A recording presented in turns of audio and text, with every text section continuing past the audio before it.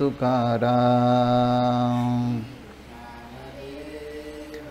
श्री तुकाराम श्री ज्ञानदेव श्री ज्ञानदेव श्री तुकाराम श्री ज्ञानदेव श्री तुकाराम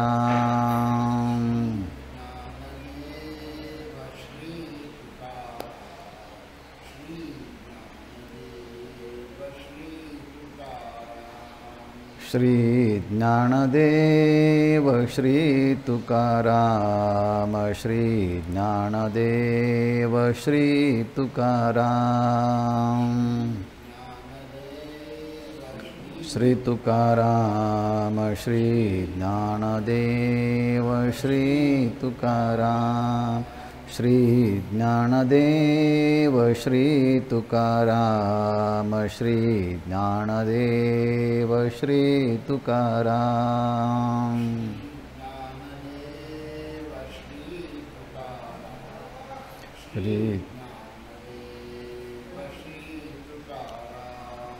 श्री ज्ञानदेव श्री तुकाराम श्री ज्ञानदेव श्री तुकाराम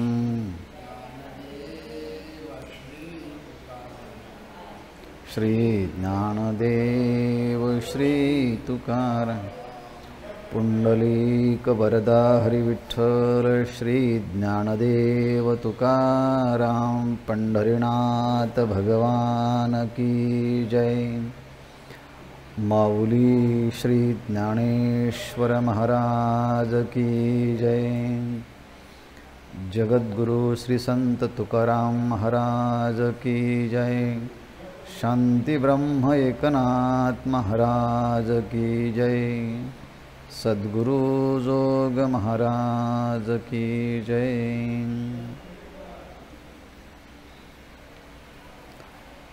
पवित्र सरिल्ला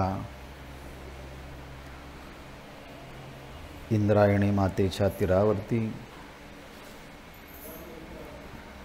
संत श्रेष्ठ ज्ञानराज माऊलींच्या मंदिरामध्ये भगवान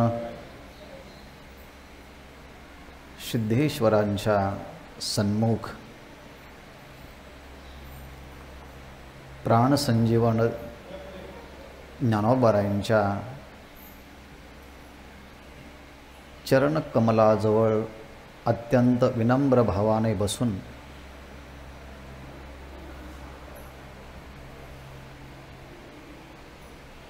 हरिपाठाचं क्रमशः चिंतन आपण करत आहोत।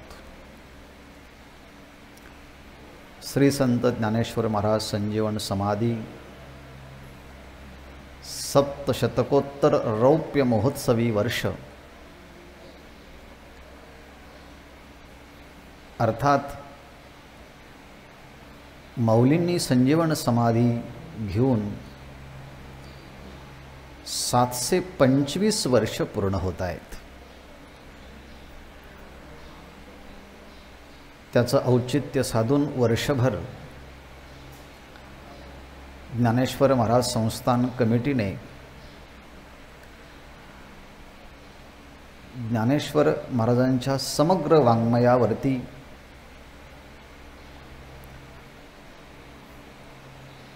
चिंतन उपक्रम, गाथा, ज्ञानेश्वरी, अमृतानुभव, चांगदेव पासष्टी, हरिपाठ या ग्रंथावरती सुरू आहे। त्यातलाच एक भाग म्हणजे हरिपाठाचं क्रमशः चिंतन। आज हरिपाठातील 15 क्रमांकाच्या अभंगावरती चिंतन करत आहोत। माऊलींच्या समाधीवरती अत्यंत विनम्र भावानं नतमस्तक होत माऊलींना प्रार्थना करत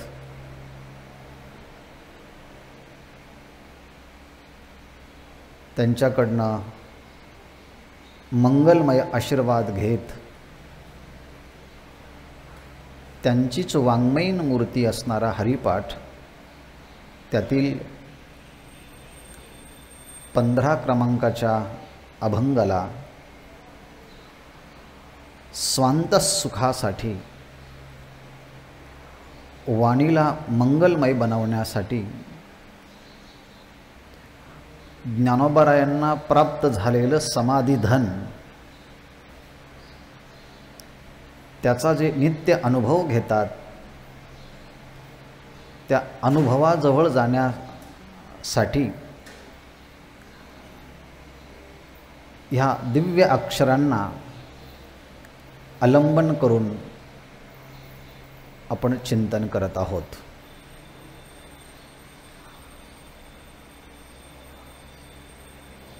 अभंगाचे शब्द पहिल्यांदा आपण उच्चारण करूया, त्यानंतर त्यावरती चिंतन करण्याचा प्रयास होईल. एक नाम हरी, द्वैत नाम दुरी, अद्वैत कुसरी विरळा जाणे. समबुद्धी घेता समान श्रीहरी, शमदमावरी हरी झाला. सर्वा घटी राम, देहा देही एक, सूर्यप्रकाशक सहस्र रश्मी. ज्ञानदेवा चित्ती हरिपाठ नेमा, मागिलिया जन्मा मुक्त झालो. हरिमुखे म्हणा, हरिमुखे म्हणा, पुण्याची गणना कोण करी. या अभंगावरती क्रमशः चिंतन करण्यापूर्वी काल चिंतन करताना जो शेष भाग राहिला आहे तो पूर्ण करून मग क्रमशः चिंतनाला आरंभ करूया.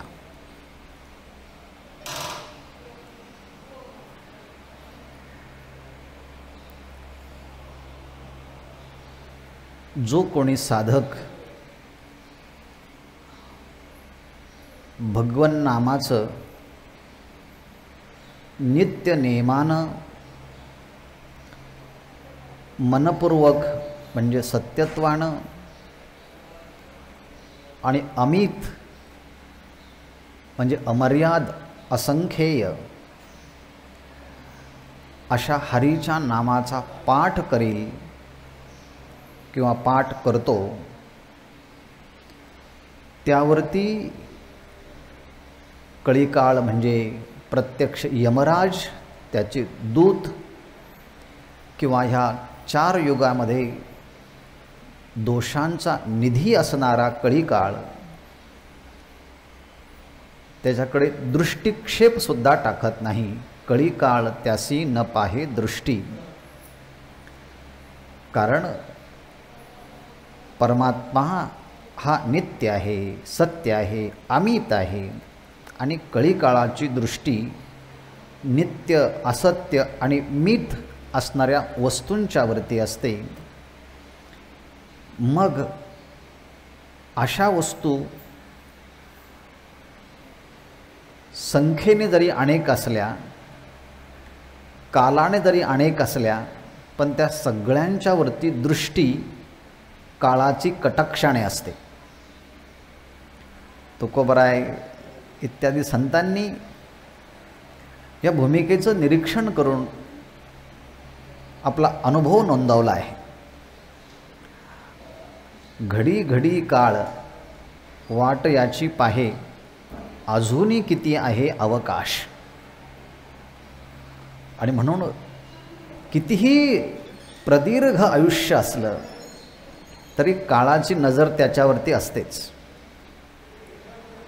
1400 वर्षाचे जीवन जगणारे चांगदेव महाराज योग सामर्थ्याने अनेकदा काळाला परत पाठवलं, पण काळाने मात्र त्यांची दृष्टी बाजूला हटवली नाही. शेवटी कालाच्या ओघात देह ठेवा लागला. 14 कल्प आयुष्य मार्कंडेय ऋषींना पण एवढं मोठं आयुष्य जरी प्राप्त झालं, 14 कल्प,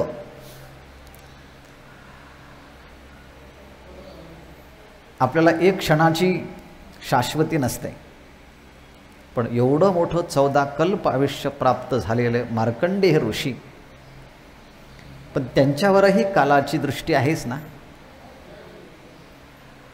आणि असे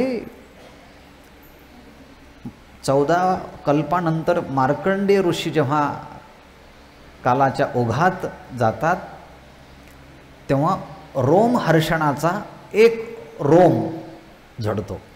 14 कल्प जेव्हा जातात आणि असं मार्कंडेय ऋषीचं आयुष्य संपतं, तेव्हा लोमहर्षणाचा एक रोम जातो. किती मोठं आयुष्य असेल लोमहर्षणांसाठी. आणि असे लोमहर्षण जेव्हा काळाच्या पडद्याच्या आड जातात, तेव्हा वाग्दलभ्य त्यांचा एक श्वास होतो.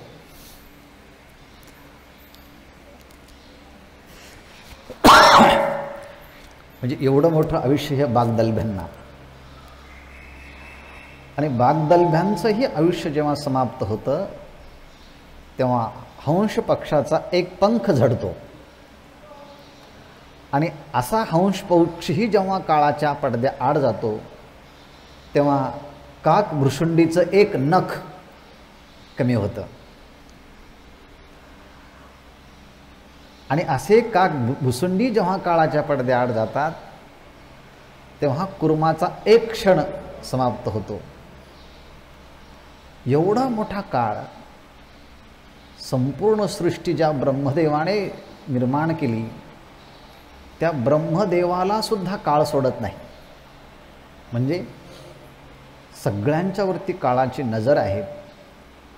पण भगवत भक्ताच्या संबंधाने विचार करायचं जर म्हटला, तर माऊली म्हणतात, कळी काळ त्याशी न पाहे दृष्टी. कळी काळ, यमराज आणि कलीचा काल, त्या साधकाच्या वरती दृष्टिक्षेप टाकत नाही. म्हणजे कार्य तर करतच नाही त्या संबंधाने, पण तिकडे यमेन न चर्चा न क्रियते. काल म्हटल्याप्रमाणे यमराज त्यांची चर्चाच करत नाही. नको बाबा, तिकडे जायला नको. कारण भगवंताने सांगितलं की मी काळाला सांगितलं आहे, म्या नेमिला साता काळ ग्रासित असे भूता. या प्राणीमात्रांचा आयुष्य झाल्यानंतर प्राणांचं हरण करायचं असं भगवंताने सांगितलं आहे. आणि भगवत भक्त भगवंताचं चिंतन करता करता भगवत रूप झाल्यामुळे आता त्यांच्याकडे कोण पाहणार. कळी काळ त्याशी न पाहे दृष्टी.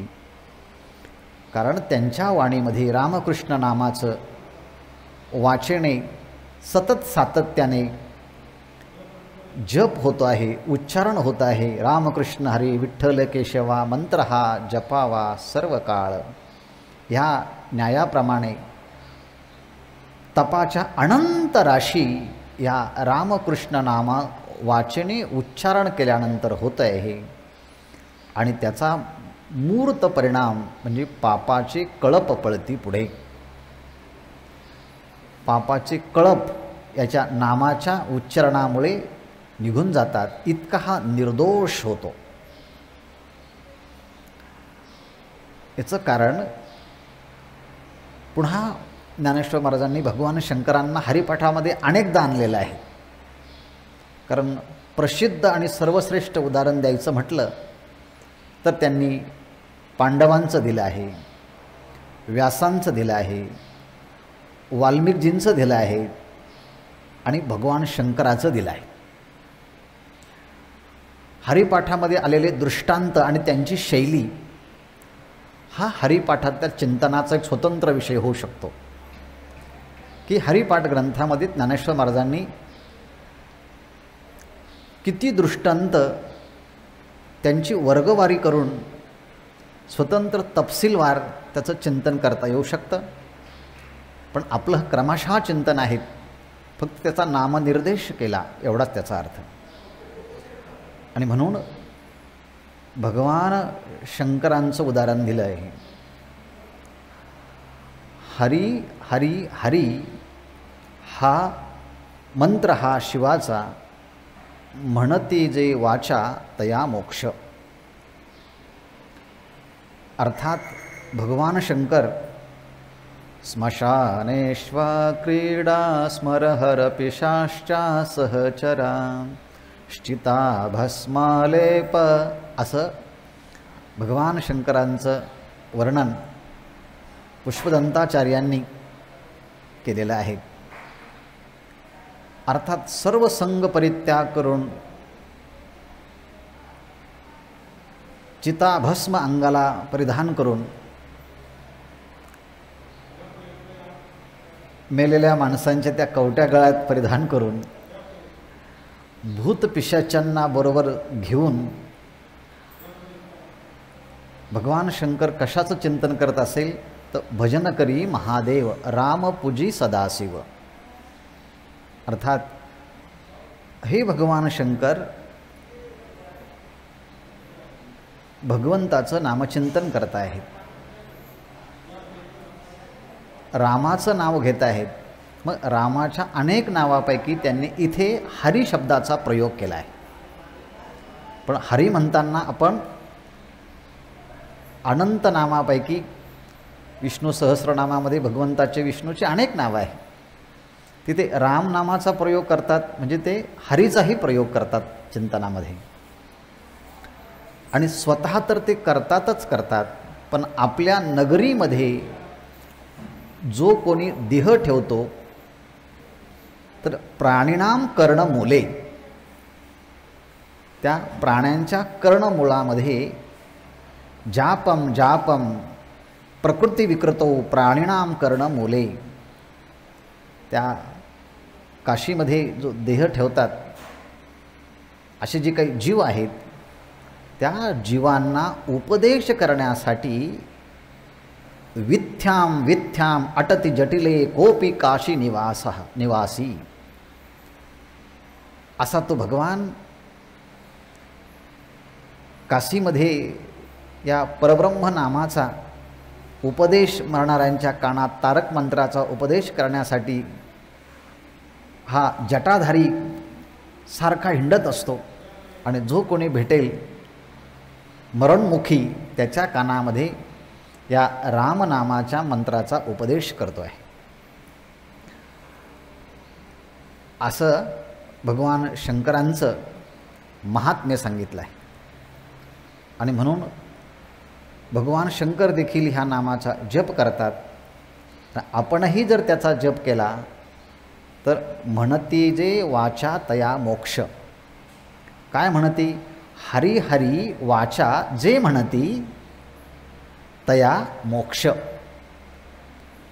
तिथे क्रियापद नाही, आपण लावून घ्यायचं होय, त्याला मोक्ष प्राप्त होय, त्याला मोक्ष प्राप्त होतो.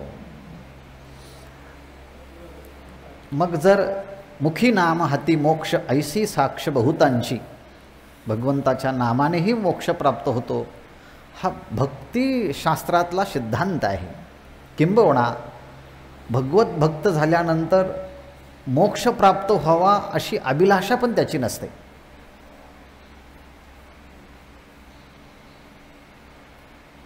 ते मोक्षाते परते सर म्हणती, मोक्षाला देखील बाजूला सर असं म्हणतात. आणि असा हरीच्या नामाचा पाठ, नारायणाच्या नामाचा पाठ ज्ञानेश्वर महाराज म्हणतात हा माझा नित्य चालू आहे. आणि जो कोणी अशा हरिनामाचा पाठ नित्य करतो पाविजे उत्तम निजस्थान. निजस्थान म्हणजे भगवंताचं स्वतःचं स्थान, भगवंताचं स्वतःचं स्वरूप. कसं आहे ते? उत्तम. भगवंताचं नावही उत्तम, भगवंताचं नामही उत्तम. आणि भगवंताचं उत्तम नाम घेऊन त्या स्थानाला प्राप्त होणारा भगवत भक्तही उत्तम आणि भगवंताचं स्थानही उत्तम. श्रीमद भगवद्गीतेचा 15वा अध्याय जर आपण पाहिला तर त्या 15व्या अध्यायाचं नावच आहे पुरुषोत्तम योग. आणि तिथे क्षर अक्षर या दोन्हीच्याही पेक्षा उत्तम पुरुष हा श्रेष्ठ आहे. उत्तम पुरुषस्त्वन्य परमात्मा इति उदावृता, हा पुरुषोत्तम आहे. उत्तम ह्या शब्दाचा अर्थ करताना ज्याच्यातला तम निघून गेला आहे, ज्याच्यातला अंधकार निघून गेला आहे, ज्याच्यातला दोष निघून गेला आहे, तो वरती जातो. वरती म्हणजेच रजतमाच्या वरती जातो. ऊर्ध्वं गच्छति सत्त्वस्थः, गीतेमध्ये म्हटलं आहे, सत्त्वस्थः ऊर्ध्वं गच्छति.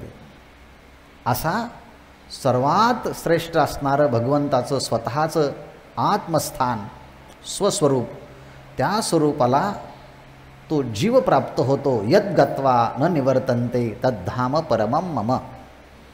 ह्या स्थानाचं महात्म्य स्वतः भगवंताने गायलेलं आहे. आणि यम प्राप्य न निवर्तन्ते तद्धाम परमं मम, असं 8व्या अध्यायामध्ये पण म्हटलं आहे. अव्यक्तोक्षर इत्युक्तस्तमाहु परमां गतिम यम प्राप्य न निवर्तन्ते तद्धाम परमं मम. असं जे परमधाम आहे, त्या धामाला जो चिंतन करतो, मनन करतो, त्याला प्राप्त होतो. याप्रमाणे पाविजे उत्तम निजस्थान. खरं म्हणजे साधकाने, भगवत भक्ताने मला कोणत्या स्थानाला जायला भेटणार आहे असं पाहण्यापेक्षा भगवत भक्ती करत राहावी, चिंतन करत राहावं, मनन करत राहावं. बाकी जबाबदारी त्या परमात्म्याची आहे. असं हा घोषवारा पाहिल्यानंतर आता आपण सुरुवात करणार आहोत 15वा अभंगाला. एक नाम हरी द्वैत नाम दुरी अद्वैत कुसरी विरळा जाणे. हा अभंग ही अतिशय सुंदर आहे. हा अभंग थोडासा रहस्यमय आहे. आणि ज्ञानेश्वर महाराजांनी त्या भगवत भक्ताला स्वतःचा निर्णय घ्यायला सांगितला आहे. 15वा अभंग म्हणजे जवळजवळ निम्मा हरिपाठ पूर्ण झालेला आहे. 27 अभंग आहेत, त्यापैकी 15 अभंगापर्यंत आलेला आहे. निम्मा अभंगाचा भाग पूर्ण होऊन काही अंशी पुढे गेलेलो आहोत आपण. आणि जेव्हा एखादी महत्त्वाची गोष्ट सांगायची असते तेव्हा सुरुवातीला तरी सांगावी, मध्ये तरी सांगावी, नाहीतर शेवटी तरी ती गोष्ट सांगावी.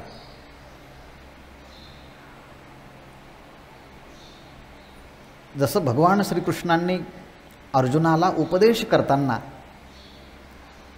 700 श्लोकामध्ये आणि 18 अध्यायांच्या मध्ये केला, पण मुख्य उपदेश झाल्यानंतर भगवंताने सांगितलं इति गुह्यतमं शास्त्र. हे तुला गुह्यतमं शास्त्र आता मी सांगितलं आहे. म्हणजे माझं जे मुख्य जे सांगावयाचं होतं भगवंताने ते 15व्या अध्यायामध्ये पूर्ण केलं. आणि तसाच योगायोग ज्ञानेश्वर महाराजांनी ह्या 15व्या अभंगामध्ये साधलेला आहे. तिथे 15व्या अध्यायामध्येच भगवंताने तो बोध केला. माऊलींनी त्याचा विस्तार चांगल्या ओव्यांच्या उत्कट भावाने केलेला आहे. आणि योगायोग म्हणावा की काय, तशाच प्रकारचा हा 15वा क्रमांकाचा अभंग तेवढ्या भूमिकेतला आहे. ज्ञानेश्वर महाराज भक्ती करत असताना अद्वैतातली भक्ती स्वीकारतात, पण द्वैत जे दिसत असेल ना, भक्त्यर्थम कल्पितम द्वैतम अद्वैतम अपि सुंदरम. भगवंताच्या भक्तीकरता स्वीकारलेलं हे कल्पित द्वैत अद्वैतापेक्षाही श्रेष्ठ आहे, अशा भूमिकेतलं हे आहे. आणि म्हणून एखाद्या उच्च कोटीच्या स्थितीतला सिद्धांत सांगावयाचा असेल तर साधकाची मानसिकता तयार करावी लागते, त्याची मनोभूमिका तयार करावी लागते. आणि एकदा की ती मनोभूमिका तयार झाली की मग आता तो निर्णय घे असं सांगावं लागतं.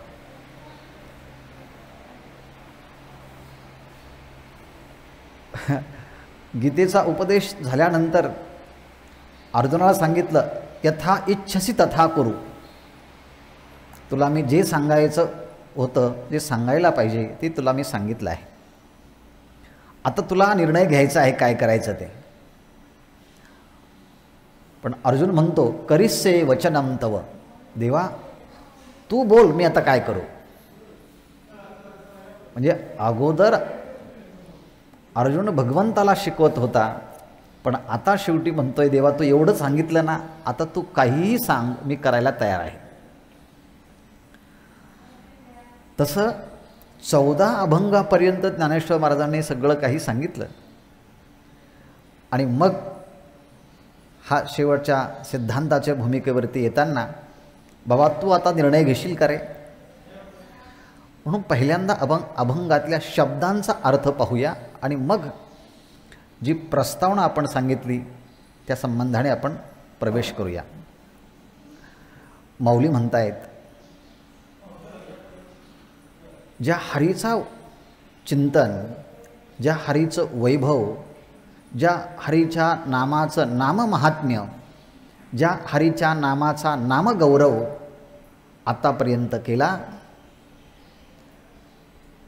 की तो जो हरी आहे तो आत्मस्वरूप हरी आहे. आणि तो आत्मा मला प्रमाणभूत आहे. ज्ञानदेवा प्रमाण आत्मा हा निधान. मागे पाहिलं आहे, आत्मा मला हा प्रमाणभूत आहे. आणि तो आत्मा कसा आहे, सर्वा घटी पूर्ण एक नांदे. तो सर्व चराचरामध्ये पूर्णत्वाने हा नांदणारा हरी आहे. असा हरीच एकमेव सत्य आहे आणि तो एकमेव सार आहे. पण त्रिगुण असार, निर्गुण हे सार. निर्गुण स्वरूप, सगुण स्वरूप ज्या हरीचं आहे त्याचंच निर्गुण स्वरूप आहे आणि तो साररूप आहे. बाकी जर आसार असेल आणि प्रत्यक्ष आपल्याला चर्मचक्षुने दिसत असेल, हे जे द्वैत आहे, या द्वैताचं नावसुद्धा जवळ स्वीकारू नको. द्वैत नाम दुरी.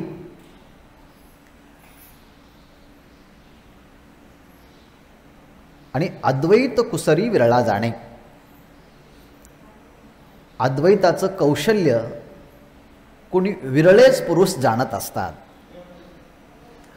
आता जाणे हे एकच क्रियापद आहे, पण वाक्य 3 आहेत. एक नाम हरी, तिथे क्रियापद नाही आहे. द्वैत नाम दुरी, अद्वैत कुसरी विरळा जाणे. अर्थात ह्या अद्वैत स्थितीचं वर्णन करणारा हा अभंग आहे नाममहात्म्यासहित.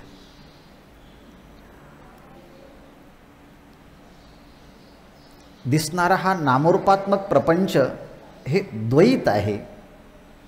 मग इथे एक नाम हरी आणि द्वैत नाम दुरी या दोन्हींच्याही ठिकाणी आपल्याला एक एक क्रियापद तिथे ठेवावं लागणार आहे. आणि साधकांना माऊली सांगतात, आता तुम्ही घ्या ती क्रियापद ठरवा. काय, एक नाम हरी ते काय कर, तू स्वीकारी. आणि द्वैत नाम दुरी करी. द्वैत नामाचं, द्वैताच्या नामाचं दुरीकरण तू कर. आणि एक जे हरीचं नाम आहे त्याचा तू स्वीकार कर. म्हणजे एक नाम हरी स्वीकारी आणि द्वैत नाम दुरी निवारी. द्वैत नामाचं निवारण करायचं आणि हरीच्या नामाचा स्वीकार करायचा. हे कोणी करायचं आता, हा निर्णय साधकांनीच करायचा. पण ह्या निर्णयापर्यंत साधकाला आणण्यासाठी ज्ञानेश्वर महाराजांनी त्याची भूमिका 14 अभंगाच्या पर्यंत तयार केली आहे. 14 अभंगाचं आपण परिशीलन केलं की ह्या अभंगापर्यंत कसं पोचता येतं हे आपल्याला पाहता येईल. द्वैत नाम दुरी करी, मायामयी असणाऱ्या प्रपंचाचं हे द्वैत अज्ञानामुळे जे प्रतीतीला येतं ते दूर कर, तू कर आता दूर. पण याच्या अगोदर ज्ञानेश्वर महाराजांनी आपला अनुभव सांगितला. या समाधीची, हरीच्या समाधीचाही अनुभव घ्यायचा असेल तिथे सुद्धा द्वैत चालत नाही.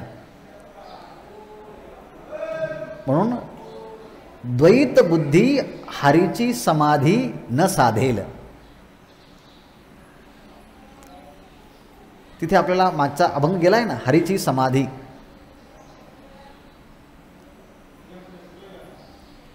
आणि तिथे सुद्धा समाधीची अनुभूती घ्यायची असेल तिथेही द्वैत चालत नाही. त्याप्रमाणे बुद्धीचं वैभव सांगत असताना बुद्धीने द्वैताला पाहणं हे बुद्धीचं वैभव नाही. अद्वैत स्थितीमध्ये जी समाधीची अनुभूती आहे त्या अद्वैत स्थितीची अनुभूती घेणं हे खरं बुद्धीचं वैभव आहे. म्हणजे तिथेही अद्वैताचाच स्वीकार ज्ञानेश्वर महाराजांनी त्या भूमिकेमध्ये सांगितला. पण माणसाच्या अंतःकरणामध्ये द्वैत हे जन्माजन्मांतरापासून इतकं घट्ट झालेलं आहे, जसं की एखाद्या माणसाच्या घरामध्ये तो राहत नसेल तर खूप जाळं होतं. महिन्यातनं, 2 महिन्यातनं, वर्षातनं जर घरी आला आणि त्याने दार उघडलं तर सगळ्या छताला, भिंतीला जाळंच असतं. मग ते जाळं त्या मालकाला झटकावं लागतं, झाडावं लागतं. तसं जन्मजन्मांतरामध्ये ह्या विषयांच्यामध्ये गुंतलेल्या जीवाला द्वैत इतकं पक्कं झालेलं असतं, ते द्वैताची झाडणीच करावी लागते. मग द्वैताची झाडणी ही कोण करतं? गुरु करतात ना. द्वैताची झाडणी गुरुविन ज्ञान. म्हणजे पहिल्यांदा गुरूंच्या जवळ जावं लागेल, सज्जनांची संगती आपल्याला करावा लागेल. ज्ञानेश्वर महाराज म्हणतात, ज्ञानदेवा गोडी संगती सज्जनी. ह्या विचारापर्यंत जायचं असेल तर पहिल्यांदा संतांच्या संगतीच्या मध्ये राहिलं पाहिजे. मग हळूहळू ते जे काही बोलतात त्यांच्या बोलण्याचा अंदाज आपल्याला काही वर्षांनी यायला लागतो. अरे हां, यांच्या बोलण्याचा अर्थ हा असावा. आणि मग साधू संतांना संत संगतीचा अनुभव त्यांनी सांगितला तसा अनुभव आपल्याला पण यायला लागतो. ज्ञानदेवा गोडी संगती सज्जनी, तो हरी दिसे जनी वनी आत्मतत्वी. तो हरी आत्मतत्वी दिसे, तो हरी जनी दिसे, तो हरी वनी दिसे, आणि तो हरी भरला गणदाट हरी दिसे. सर्वत्र वैकुंठ केले असे. सगळीकडे तो हरीच हरी दिसायला लागतो. ही तर अद्वैत स्थिती आहे. ही तर भक्तीच्या माध्यमातून होणारी ही अद्वैत हरीची स्थिती आहे. आणि म्हणून ज्ञानेश्वर महाराजांनी संतांची संगती मनोमार्गगती अकळावा श्रीपती येणे पंथे.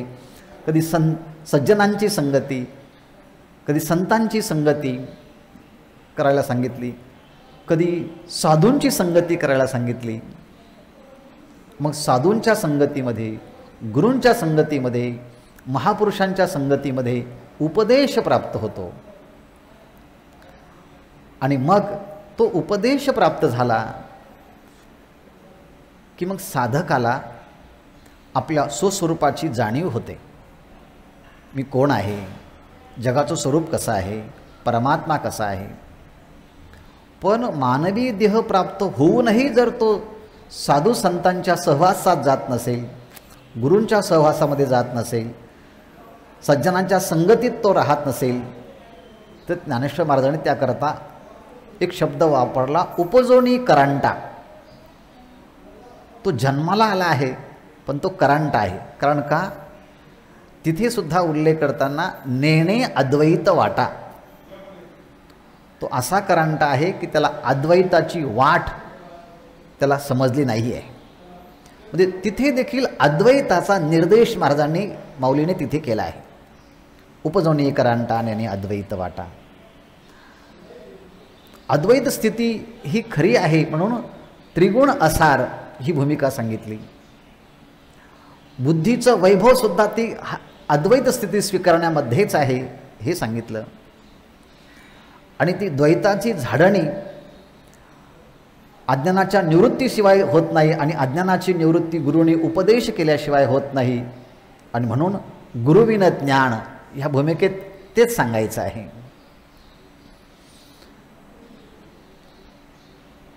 मौलींनी आपला तो सगळा अनुभव सांगत नुसतं साधूंच्या संगतीत, सज्जनांच्या संगतीत, गुरूंच्या संगतीत राहायचं नाही, तर ते जे उपदेश सांगतात, जे उपदेश करतात, त्याला काही आदेश देतात, त्यांच्या अंकित राहणंही महत्त्वाचं आहे. साधूंचा अंकिला हरिभक्त. मग साधूंच्या अंकित झाला, मग ते उपदेश करायला लागतात, त्याचा परिणाम त्या जीवाच्या वरती होतो. मग मोक्षरेखे आला, भाग्य विनटाला, साधूंचा अंकिला हरिभक्त. अर्थात पांडवांच्या उदाहरणापासून, संतांच्या उदाहरणापासून, साधूंच्या उदाहरणाच्यापासून, सज्जनांच्या उदाहरणापासून, द्वैताची झाडणी ह्या स्थितीपासून ज्ञानेश्वर महाराज सांगत इथपर्यंत आले. आणि हा सगळा अनुभव घेत ज्या हरीचं वर्णन केलं तो हरी आत्मा आहे. आत्माच हा ब्रह्म आहे आणि तो हरी माझ्या आतमध्ये आहे. तो हरी बाहेरच्या सगळ्या लोकांच्यामध्ये आहे आणि तो हरी वनाच्यामध्ये आहे. असा हरी हीच स्थिती खरी अद्वैत स्थिती आहे. आणि अशा अद्वैत स्थितीचा असणारा जो हरी आत्मा परब्रह्म त्याला तू स्वीकार. एक नाम हरी. पण एक नाम हरीचं काय करायचं? स्वीकारायचं. तो एक असणारा जो हरी आहे, अद्वैत स्वरूप हरी आहे, तो हरी मी आहे असा निश्चय करायचा. हा कोणी करायचा? तत्वमसी हे गुरुनी सांगितलं, पण शेवटी त्याला म्हणावं लागेल ना, अहम ब्रह्मास्मी, मी ब्रह्म आहे असा निश्चय त्यालाच करावा लागणार आहे, जो श्रवण मनन जिध्यासन करतो आहे त्याला. म्हणून एक नाम हरी स्वीकारी. त्या एक नामाच्या हरीचा तू स्वीकार कर. स्वीकार कर म्हणजे तू हरीच आहे असा निश्चय कर. एक नाम हरी स्वीकारी म्हणजे निश्चय करी. मग एकदा की हरीचा निश्चय झाला, परमात्म्याचा निश्चय झाला, स्वस्वरूपाचा निश्चय झाला, म्हणजे स्वस्वरूपाचं विशेष ज्ञान झालं की मग जे कल्पित द्वैत आहे, जे भ्रमामुळे भासलेलं आहे, त्या द्वैताचा तू आता निषेध कर. ते द्वैत नाम दुरी. मायामय असणारं ह्या सृष्टीचं जे नामरूपात्मक भूमिका आहे, ती नामरूपात्मक मायेची स्थिती दुरी करी, ते दूर कर. आणि मग काय होतं? परमात्म्याचं नामचिंतन झालं की परमात्मा त्याला बोध देतात आणि जागा करतात. उठ, आता कुठपर्यंत ह्या मायामय सृष्टीत झोपतोस? जागा हो. आणि तो जेव्हा जागा होतो तेव्हा अनादि मायया सुप्ता यदा जीव प्रबुद्धेत अजम अनिद्रम अस्वप्नम अद्वैतम बुध्यते तदा. मांडुक्य कारिकेमध्ये सांगितलं, या अनादि मायेच्या मध्ये सुप्त झोपलेला जीव आहे, जेव्हा भगवंताच्या कृपेने किंवा गुरुच्या कृपेने तत्वज्ञानाचा उपदेश करून त्याच्यातला अज्ञानाचा अंधार दूर केल्यानंतर तो जागा होतो. आणि जागा झाल्यानंतर अद्वैतम बुध्यते, तेव्हा त्याला अद्वैताचा बोध होतो. आणि अद्वैताचा बोध झाला की आतापर्यंत भ्रमात्मक जे द्वैत होतं त्या द्वैत नामाचं तो दूरीकरण करतो, बाजूला सारतो. आणि म्हणून या संसाराचं वर्णन करताना एसाते आलिया ओळंगा सारंग धरू नाहीतरी संसारू जाईल लया, असं माऊलीने वर्णन केलं आहे. म्हणून हा प्रपंच भासमान आहे, मिथ्या आहे, कल्पित आहे, असं अद्वैताची उद्घोषणा आहे. म्हणून प्रपंच जर खरा असता तर त्याची निवृत्ती करता आली असती, पण प्रपंच हा मिथ्या आहे. प्रपंचो यदि विद्येत निवर्तेत न संशयः माया मात्रमिदं द्वैतम अद्वैतम परमार्थतः. खरं जी स्थिती असेल ती पारमार्थिक स्थिती ही अद्वैत आहे, आणि द्वैतातली स्थिती ही कृत्रिम आहे, भासमन आहे. म्हणजे भासमय आहे, कृत्रिम आहे, द्वैत आहे, त्याचं दूरीकरण केलं पाहिजे. कारण परमार्थता अद्वैतम, माया मात्रमिदं द्वैतम, हे मायामय द्वैत आहे, ते आसार आहे, ते त्रिगुण आहे. आणि जे सार आहे ते निर्गुण आहे, तो हरी आहे, तो आत्मा आहे, तो सर्वीकडं व्यापून आहे. आणि म्हणून अद्वैतम परमार्थता, ही अद्वैताची स्थिती जी आहे त्याचा अनुभव घेतला पाहिजे. अद्वैत अगोदर पण असतं, अद्वैत नंतर पण असतं. द्वैत काळामध्ये द्वैत दिसत असताना सुद्धा अद्वैतच असतं. आणि म्हणून प्रपंच हा अगोदरही नव्हता, आज ज्ञानानंतरही नसणार आहे, मधल्या काळात जरी भासला तरी तो नसतोच. म्हणून वेदांतामध्ये असं म्हटलं आहे, प्रपंचो यदि विद्येत ह्याप्रमाणे आदावंतेच यन्नास्ते नास्ति वर्तमानेपि तत्तथा. जी गोष्ट अगोदरही नसते, नंतरही नसते, मधल्या काळात जरी दिसली तरी भासमान असते. म्हणून प्रपंच हा अगोदरही नाही, नंतरही नाही, मधल्या काळात जरी दिसला तरी तो खोटा असतो. सूर्योदयाच्या पूर्वीसुद्धा मृगजळ नसतं, सूर्यास्त झाला तरी मृगजळ नसतं. मग उन्हाळ्यामध्ये डोळ्यांना जेव्हा मृगजळ दिसतं तेव्हा तरी ते असतं का? तेव्हाही नसतं. कारण जे अगोदरही नसतं, नंतरही नसतं, मधल्या काळात जरी दिसलं तरी ते नसतं. म्हणून प्रपंच हा त्या मृगजळाप्रमाणे आहे, आणि म्हणून तो खोटा आहे, मिथ्या आहे. म्हणून त्या मिथ्या मायामय असणाऱ्या त्या संसारात द्वैताचं दूरीकरण कर, निषेध कर, मिथ्या ठरव. आणि अद्वैत बोध आहे तो समजून घे. म्हणून अद्वैताचं कौशल्य गुरूंच्याकडनं प्राप्त करून व्यवहारामध्ये जगणारा महात्मा दुर्मिळ असतो. ज्ञानेश्वर महाराज सांगतात, अद्वैत कुसरी विरळा जाणे. हे अद्वैताचं कौशल्य जाणणारा जो आहे ना तो अत्यंत विरळा आहे.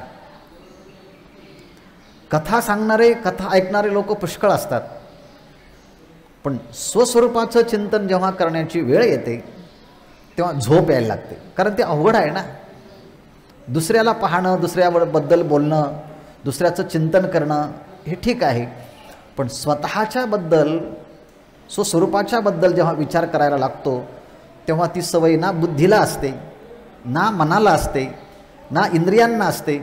ते म्लान होतात, थकतात. काय चाललं आहे हे? पण विचार तर करावाच लागणार आहे ना. गौडपादाचार्यांनी ही अद्वैताची कुशलता आणि द्वैताचं दूरीकरण कसं करावं यासाठी प्रसिद्ध असणारा दृष्टांत दिला आहे. ते असं म्हणतात,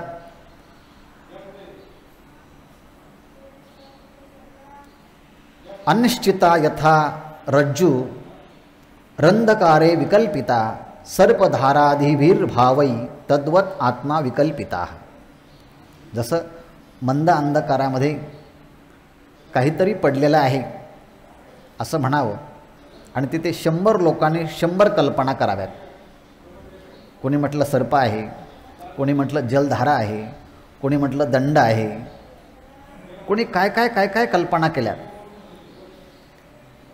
पण त्या कल्पना का भासल्या? कारण मूळ जी वस्तू पडलेली आहे त्याचं यथार्थ ज्ञान झालं नाही. फक्त काहीतरी पडलं आहे एवढंच ज्ञान झाल्यामुळे त्या त्या मूळ वस्तूचं अज्ञान आहे. आणि अज्ञानाच्या दोन शक्ती असतात, एकाला आवरण शक्ती म्हणतात आणि दुसऱ्याला विक्षेप शक्ती म्हणतात. आवरण शक्ती मूळ वस्तूला झाकून टाकते आणि विक्षेप शक्ती नसलेली वस्तू त्या ठिकाणी निर्माण करते.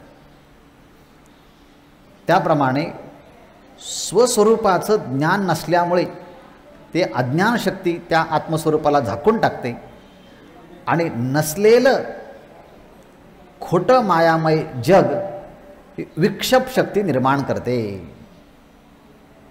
आणि म्हणून तद्वत आत्मा विकल्पिता हा. पण जेव्हा त्या दोरीचं दोरी रूपाने ज्ञान होतं तेव्हा आपण केलेल्या सगळ्या कल्पना दूर होऊन जातात.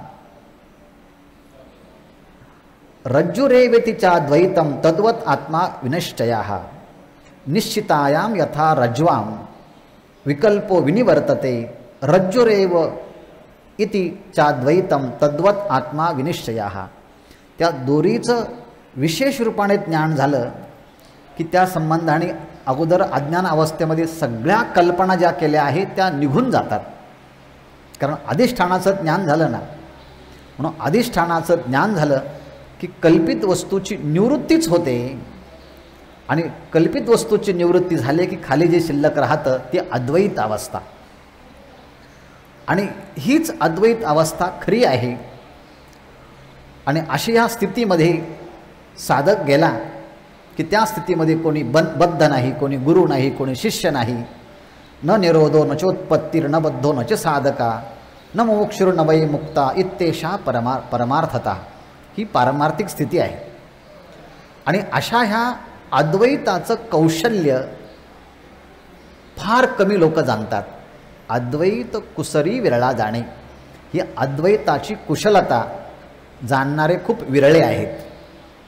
विरळा ऐसा कोणी तुका त्याशी लोटांगणी. अशी अद्वैत स्थिती जे कोणी जाणतात त्याला तुकोबाराय म्हणतात मी देखील लोटांगण घालतोय. अद्वैत स्थितीतला उच्चांक जेव्हा शेवटच्या भूमिकेत जातो तेव्हा एक परमात्माच जर सत्य आहे, तोच जर शाश्वत आहे आणि दिसणारं हे नामरूपात्मक जगत असंख्य रूपाने जरी नटलेलं असलं तरी वास्तविक त्याचा जन्मच झाला नाही. न कश्चित जायते जीवः संभवस्य न विद्यते एतत् उत्तमं सत्यम यत्र किंचन न जायते. ते असं म्हणतात या जगात कशाचा जन्मच झाला नाही. न कश्चित जायते जीवः संभवस्य न विद्यते. आणि शक्यही नाही. एतत् उत्तमं सत्यम, हेच जगातल्या उत्तमातलं उत्तम सत्य आहे. आणि असं उत्तमातलं उत्तम सत्य म्हणजे आत्मा आहे. आणि तो आत्मा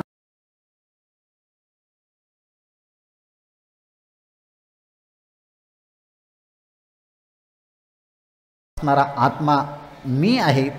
आणि तोच आत्मा माझ्यात आहे, जनात आहे आणि वनात आहे. अशी अनुभूती जेव्हा येते ना, ही अद्वैतात्विक कुशलता आहे. वासुदेव सर्वमिती सह महात्मा सुदुर्लभः. भगवंताने सुद्धा सांगितलं सगळीकडे परमात्माच आहे. अशी अनुभूती घेणारा दुर्मिळ आहे. आणि ज्ञानोबाराय देखील म्हणतात अद्वैत कुसरी विरळा जाणे. हे अद्वैतातलं कौशल्य जाणणारे विरळाच आहे कोणीतरी. मग ते जाणायचं असेल तर मग जा साधुबोधकडे. साधूंचा बोध प्राप्त होईल तेव्हा अद्वैत कुसरी विरळा जाणे. जा संतांच्या संगतीमध्ये, संतांचे संगती, मग अद्वैत कुशली हे प्राप्त होतील.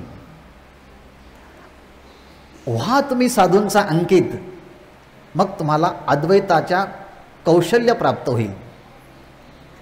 ते तुमच्या ठिकाणचा द्वैताची झाडणी करतील, मग द्वैताचं निवारण होईल आणि अद्वैताचं कौशल्य प्राप्त होईल.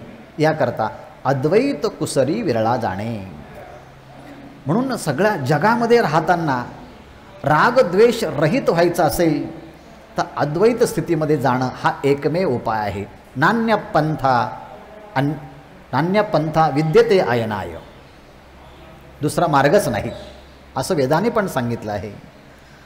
आणि म्हणून धारक जो असतो तो भगवत भक्त असतो, तो इतका निर्मळ मनाचा झालेला असतो ना, सगळीकडे पाहताना त्याला वाटतं की माझा परमात्मा समोरच्या उपाधीमध्ये नटलेला आहे. मग तो कोणाचा राग नाही, द्वेष नाही, मत्सर नाही, अशी अनुभूती अनुभवतो. आणि अशी अनुभूती अनुभवलेल्या व्यक्तीकडे पाहताना सुद्धा आपल्याला वाटतं असं जगावं. तुकोबाराय म्हणतात, माझी कोणी न धरो शंका, ऐसा हो का निर्द्वंद्व, अवघे भूते साम्य आली, देखेन मै कै होती, विश्वास तो मग खरा पांडुरंग कृपेचा. भगवान पांडुरंग परमात्म्याची कृपा झाली समजावं की अशी अनुभूती जर आपल्याला आली तर मग ह्याकरता काय करावं लागेल? समबुद्धी घेता. आपली बुद्धी जी आहे ती सम झाली पाहिजे. जोपर्यंत अंतःकरणामध्ये देहाच्या विषयी तादात्म्य आहे तोपर्यंत राग, आणि आपल्या मनाविरुद्ध एखादी गोष्ट जाते तेव्हा द्वेष उत्पन्न होतो.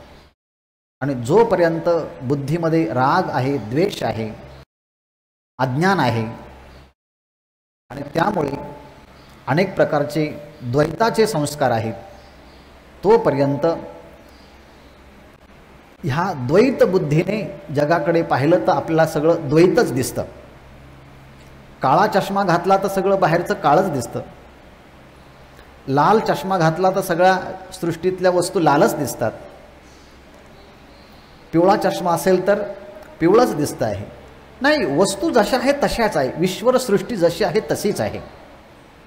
फक्त जीव जो आहे तो आपली वेगवेगळ्या भूमिकेचे चष्मे वापरतो. तुम्ही जर द्वैताचा चष्मा वापरला असेल तर द्वैत दिसेल.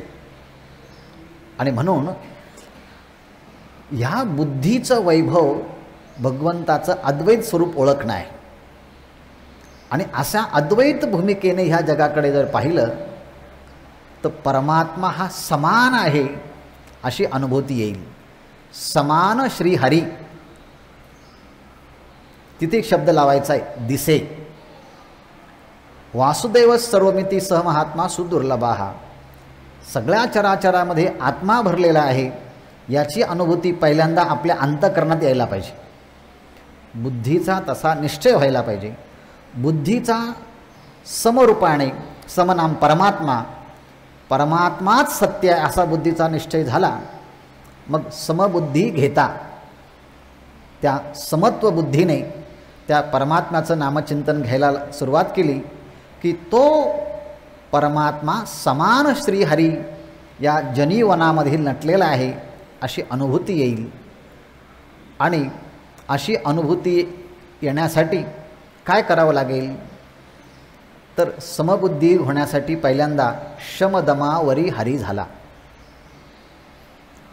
मग काय करावं लागेल? शम दम वरी, शमदमाचं वरण करावं लागेल, स्वीकार करावा लागेल. शम शब्दाचा अर्थ आहे मनोनिग्रह आणि दम शब्दाचा अर्थ आहे इंद्रिय निग्रह. कोणतंही काम करायचं असेल तर विशिष्ट शिस्त लागते. बेशिस्त माणसाला कोणतंच काम करता येत नाही. त्याची तयारी करून घ्यावी लागते. ऑपरेशन थिएटरमध्ये एखाद्या पेशंटला नेण्याच्या अगोदर डॉक्टरच्या हाताखाली जे असतात ना त्यांना 5-5 तास त्याची प्रिपरेशन करावं लागतं. त्या पेशंटची स्वच्छता करावी लागते. अगोदर त्याला उपवासी ठेवावं लागतं. मग काही अँटीबायोटिक्स, इंजेक्शन, सलाईन त्याला द्याव्या लागतात. आणि मग योग्य मनस्थितीमध्ये त्याला ऑपरेशन थिएटरमध्ये नेलं जातं. तिथं भुलीचे डॉक्टर येतात. सगळे तयारी सज्ज असते. आणि मग शेवटी ऑपरेशन करण्याकरता डॉक्टर येतो. मग तो काय 5-10 मिनटात ऑपरेशन करून निघून जातो. पण त्याची तयारी करण्यासाठी त्याला खूप संयमित राहावं लागतं. मग साधा शरीरातला रोग घालवण्यासाठी एवढी तयारी करावी लागत असेल तर जन्मजन्मांतराचे द्वैताचे, अविद्येचे, मायेचे, पापाचे संस्कार जे आपल्या इंद्रियांच्यामध्ये, मनाच्यामध्ये, बुद्धीच्यामध्ये सुप्त रूपाने घट्ट झालेले आहे, त्यांना काढण्यासाठी मग पहिल्यांदा काय करावं लागेल? शम म्हणजे कंट्रोल ऑफ माइंड, मनावरती नियंत्रण ठेवावं लागेल. माझ्या मनाला वाटलं मग हे करील, माझ्या मनाला वाटलं ते करील, असं जर केलं तर मग साध्य होत नाही. मनोमार्गे गेला तो तेथेची मुकला. पण साधूंचा अंकिला हरिभक्त. म्हणून पहिल्यांदा इंद्रियांचा निग्रह झाला पाहिजे, पण त्याच्या अगोदर मनाचा निग्रह आणि दुसऱ्यानंतर दम म्हणजे इंद्रियांचा निग्रह. निग्रह म्हणजे काय? इंद्रियांना वाटेल तसं करायचं नाही, मनाला वाटेल ते करायचं नाही. मग इंद्रिय आणि मन गुरु शास्त्र यांच्या म्हणण्याप्रमाणे त्यांच्याद्वारे ते संयमित करायचं. आपल्या इंद्रियांचं ट्युनिंग गुरूंच्या बरोबर लागलं पाहिजे. मनाचं ट्युनिंग हे ऋषीमुनींच्या विचारधारेप्रमाणे चाललं पाहिजे. ह्याप्रमाणे शम दम याचं अनुष्ठान केलं, त्यानंतर बुद्धीतले रागद्वेष जातील आणि सगळीकडे समान परमात्मा आहे, श्रीहरी याची अनुभूती येईल आणि तो हरी मी आहे असा निश्चय होईल. त्याला म्हणतात हरी झाला. तो स्वतःच आता हरिरूप होतो. म्हणून शमदमावरी हरी झाला. म्हणून पहिल्यांदा शमदमाचं पालन, नंतर समबुद्धीचा स्वीकार, नंतर समान श्रीहरी आहे याची अनुभूती आणि तो हरी मीच आहे असा निश्चय. आणि असा निश्चय झाला की मग त्याचा अनुभव काय असतो? मग आपला अनुभव सांगतो तो साधक. सर्वा घटी राम देहादेही एक सूर्यप्रकाशक सहस्र रश्मी. सूर्य हा स्वयंप्रकाशित आहे आणि स्वयंप्रकाशित असणारा सूर्य हजारो किरणांच्याद्वारे या सृष्टीला प्रकाशित करतो आहे. सहस्र रश्मी. रश्मी म्हणजे किरण, सहस्र म्हणजे शेकडो, हजारो त्या किरणांच्या माध्यमातून तो सूर्य ह्या जगाला प्रकाशित करत असतो. मग आकाशस्थ असणारा सूर्य सहस्र किरणांच्याद्वारे ह्या जगाला प्रकाशित करत जरी असला तरी तो सूर्य मात्र एकच आहे. त्याप्रमाणे सार रूपाने असणारं आत्मतत्व, ब्रह्मतत्व की संतांच्या संगतीमध्ये, सज्जनांच्या संगतीमध्ये साधूचा बोध प्राप्त झाल्यानंतर, अद्वैताची कुशलता प्राप्त झाल्यानंतर, मायेचं नामरूपात्मक असणारं जे मिथ्या स्वरूप आहे त्याचा निषेध केल्यानंतर मग साधकाच्या अंतःकरणामध्ये एक भूमिका येते. चित्तवृत्तींच्या माध्यमातूनच खऱ्या अर्थानं सगळ्यांचं प्रकाशन होतं. कारण मनाचं प्रकाशन करणारं सुद्धा ते आत्मतत्वच आहे, इंद्रियांचं प्रकाशन करणारं ते आत्मतत्वच आहे. आणि म्हणून या इंद्रियांच्याद्वारे असं वाटतं की आपण ह्या जगाला पाहतो, पण उपनिषद सांगतात नाही नाही तसं नाही होत. यन मनसा न मनोते एनाहुर मनोमतम तदेव ब्रह्मत्वम विद्धी नेदम इदम उपासते. संकल्प विकल्प करतं ते मन नाही आहे, संकल्प विकल्प मन ज्याच्यामुळे करतं ते मन आहे. डोळ्यानं तू जे पाहतोस ते परब्रह्मतत्व नाही, डोळे ज्याच्यामुळे पाहतात ते परब्रह्मतत्व आहे. अर्थात त्या आत्मतत्वाच्या चित्तवृत्तीच्यामुळे सगळ्या जगाचं प्रकाशन होतं. आणि असा स्वयंप्रकाशित असणारा सूर्यस्वरूप हा जो आत्मतत्व आहे ते आत्मतत्वच सगळ्या सृष्टीचं प्रकाशन करत असतं. प्रकाशन करतं म्हणजे अधिष्ठान रूपानेच सगळ्या जगाला तो परमतत्व आहे. म्हणून सर्वाघटी राम देहादेही एक. इथे देह याला घटाची उपाधी सांगितली आहे. जसं घटामध्ये आकाश सर्वत्र असतं, पण जितके घट तेवढे घटाकाश असं जरी म्हटलं तरी घटाच्या उपाधीने आकाश अनेक होत नाहीत, पण सगळ्या आकाशस्थ सगळ्या उपाधिस्थ असणारं आकाश तत्व मात्र एकच आहे. त्याप्रमाणे देही म्हणजे आत्मतत्व आणि देह म्हणजे आत्मा. जसं सर्व घटांच्यामध्ये आकाश एक असावं त्याप्रमाणे सर्व देहरूपी घटामध्ये देही रूपाने असणारं जे आत्मतत्व आहे ते आत्मतत्व एक आहे आणि त्या एक असणाऱ्या आत्मतत्वालाच हरी म्हणतात. आणि तो हरीच आत्मा आहे आणि तो आत्माच माझ्या आतमध्ये आहे, तोच जनात आहे, तोच वनात आहे. हरी दिशे जनी वनी आत्मतत्वी सर्वा घटी राम देहादेही एक सूर्यप्रकाशक सहस्ररश्मी. अहो ही अनुभूती आम्हाला येत नाही हो. ज्ञानेश्वर महाराज म्हणतात ती अनुभूती येणं याकरता गुरूंच्या सान्निध्यात गेल्याशिवाय हे कौशल्य कळणार नाही. अद्वैत कुसरी विरळा जाणे, या अद्वैताची कुशलता प्राप्त करून घेणारा कोणीतरी एखादाच विरळा असतो. पण ज्ञानेश्वर महाराज सांगतात ही अद्वैताची कुशलता मला श्रीगुरु निवृत्तीनाथांनी दिलेली. काल आपण परवा पाहिलं की निवृत्तीने तत्वता सांगितले. निवृत्तीनाथ महाराजांनी ही गोष्ट मला सांगितली आहे. समाधी धन जे आहे त्यांनी माझ्या हातामध्ये दिलेलं आहे आणि त्यामुळे श्रीगुरु निवृत्तीनाथांनी ही अनुभूती दिली आणून आणि त्यांनी मला त्या भगवंताच्या नामचिंतनाची दीक्षा दिली. आणि ते नामचिंतन मी पहिल्यांदा वैखरी वाणीने करायचो, पण आता वैखरी वाणीने जे नामचिंतन होतं ते उच्च जप आहेत, पण उपांश जप जो आहे तो त्यापेक्षा सूक्ष्म आहे आणि मानसिक जप आहे तो त्याहीपेक्षा सूक्ष्म आहे. परवा आपण एक वाक्य पाहिलं होतं, अनेक यज्ञ केल्यानंतर जे पुण्य प्राप्त होतं त्याच्या 10 पट वैखरी वाणीने नामचिंतन केलं असताना प्राप्त होतं.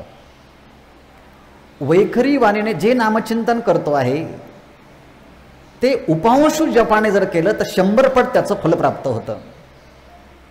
आणि मानसिक जप उपांशु जपाच्या पेक्षा सहस्रपटीने प्राप्त होतं असा शास्त्र सिद्धांत आपण काल परवा पाहिला.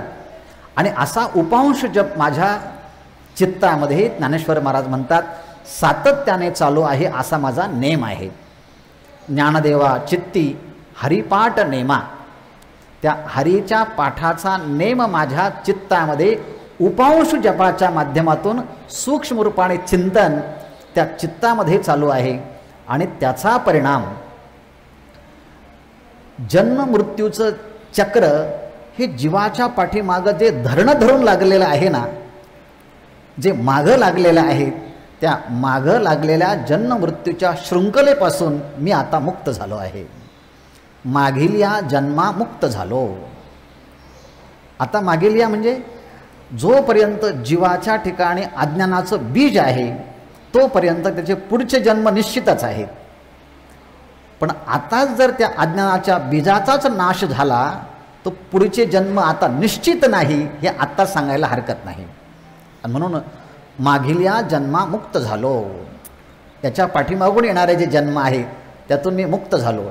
पण अद्वैताची कुशलता जाणणारे जे विरळे आहेत ते म्हणतात मी अगोदर तर कुठे बंधनात होतो, म्हणजे अगोदरही मला जन्म नव्हता आणि नंतरही मला जन्म नाही. फक्त मधल्या काळामध्ये भ्रमामुळे अज्ञानामुळे मी बंधात अडकलो होतो असं वाटत होतं. पण मला आता गुरूंच्या सान्निध्यामध्ये गेल्यानंतर ही कुशलता आली आणि हात उंच करून तो उद्घोषणा करतो, न कश्चित जायते जीवः संभवस्य न विद्यते एतत् उत्तमं सत्यम यत्र किंचन न जायते. ही आत्मानुभूती तो साधक प्रगट करतो. ज्ञानेश्वर महाराज या सगळ्या साधकांचं प्रतिनिधित्व स्वीकारून ही उपांश जप भगवंताचा नामचिंतन माझ्या चित्तात सातत्याने होत असतो आणि त्यामुळे आता ह्यानंतर येणारे जे जन्म आहे त्या जन्मातून आता मी मुक्त झालो, ही त्यांची अनुभूती सगळ्या साधकांना यावी. याकरता माऊली आम्ही काय करावं? माऊली सांगतात, मी जिथून तुम्हाला सुरुवात केली होती ना तिथून तुम्ही सुरुवात करा. म्हटले काय? तुम्ही मग आता म्हणा, मग हरिमुखे म्हणा, हरिमुखे म्हणा, मग अगणित पुण्य होईल आणि अगणित पुण्याने तुम्हाला संतांची, गुरुची, साधूंची, सज्जनांची भेट होईल आणि ते तुम्हाला उपदेश करतील आणि मग अज्ञानाची निवृत्ती होईल. मग अज्ञानाची निवृत्ती झाली की तुम्ही स्वतःहून अज्ञानाचं नाम देखील दूर करणार आहे, द्वैत नामदुरी, आणि एक अद्वैत स्वरूप जो परमात्मा त्याचा तुम्ही स्वीकार करणार. या अद्वैताचं कौशल्य प्राप्त होणार. याकरता ही कुशलता आपल्याला प्राप्त व्हावी. याकरता काया वाचा मनानं विनम्र भावानं ज्ञानराज माऊलींच्या चरणारविंदी समर्पित होऊया आणि ही अद्वैताचं कुशलता माऊली तुमच्याशिवाय आम्हाला कोण सांगणार आहे? तुम्ही माऊली आहात, विश्वाचे गुरु आहात, आणि म्हणून आम्ही तुम्हाला शरणापन्न आहोत. तुम्हीच ह्या अद्वैताची कुशलता आम्हाला प्रदान करा. तुम्ही सांगितल्याप्रमाणे आम्ही आता म्हणतोय हरिमुखे म्हणा, हरिमुखे म्हणा. झालेलं हे चिंतन माऊलींच्या चरणी काया वाचा मनानं विनम्र भावानं समर्पित करून ह्या वाणीला माऊलींच्या चरणी विरमूया आणि इथे थांबूया. पुंडलिक वरदा हरी विठ्ठल श्री ज्ञानदेव तुकाराम माऊली ज्ञानेश्वर महाराज.